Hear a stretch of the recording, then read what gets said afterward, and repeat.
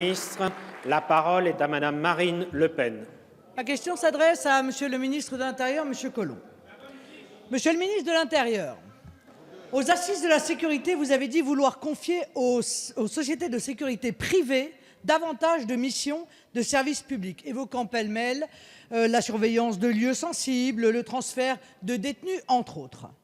Cette annonce correspond à votre vision d'une société de l'État où l'État s'effacerait au profit du privé.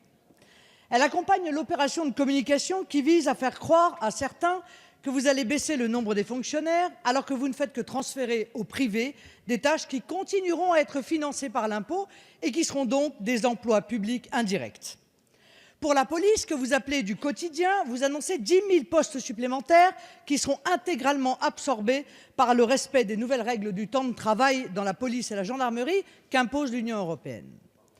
Nous ne voulons pas de cette société dans laquelle la police d'État étant largement absente du territoire, les citoyens seront invités à s'abonner à des sociétés privées d'intervention pour protéger leur domicile, par exemple. Enfin, pour ceux qui en ont les moyens, bien sûr, les autres étant livrés à l'insécurité et à la délinquance.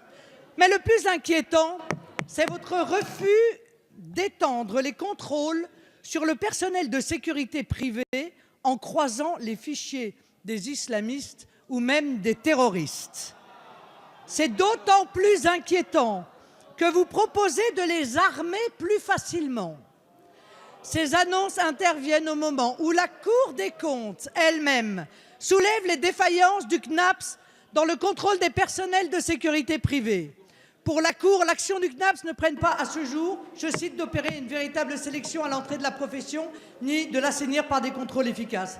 Ma question est simple, allez-vous continuer, Monsieur le ministre, à refuser le contrôle des personnels de sécurité privée, quitte à prendre le risque de déléguer des missions régaliennes à des délinquants condamnés ou même à des islamistes, voire des terroristes? La parole est à Madame Jacqueline Gourault, ministre auprès du ministre d'État, ministre de l'Intérieur. Merci, Monsieur le Président. Mesdames et Messieurs les députés, Madame la députée Marine Le Pen, votre intervention fait globalement référence aux forces de sécurité dans notre pays.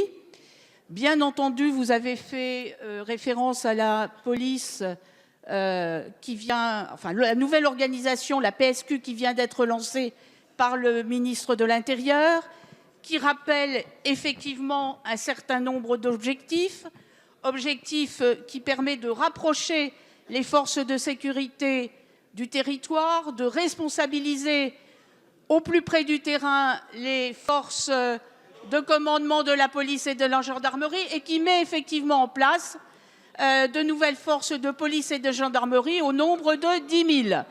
Madame Le Pen, il est vrai que ce qu'on appelle le temps fort prend une partie, effectivement, des postes créés. Je dis bien une partie, mais pas la totalité, comme vous venez de le dire. Et nous avons donc intégré ce temps fort dans la réorganisation de la police sur le territoire, police et gendarmerie.